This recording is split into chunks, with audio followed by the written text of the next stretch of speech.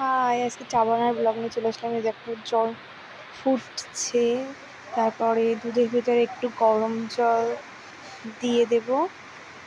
গরম জলটা এই যে দিচ্ছি, দেওয়ার পরে একটু ওই যে চা এর চিনি দিয়ে নিচ্ছি। চিনি দিয়ে নিলাম 2 চামচ। চিনি দিয়ে এই যে এবার গোলাচ্ছি, দুধটা গুলিয়ে নিলাম। নেওয়ার পরে এই যে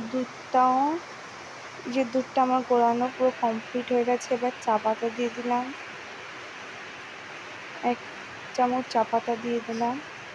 দেওয়ার পরে এখন হচ্ছে যে দুধটা ঢেলে দিচ্ছি।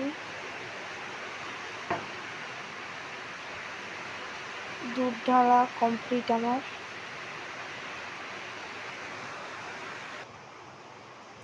দুধ চা কমপ্লিট। এবার এই কাপে এই যে ঢেলে নিলাম। এবার কাপে ঢেলে নেওয়ার পরে কমপ্লিট আমার দুধ চা।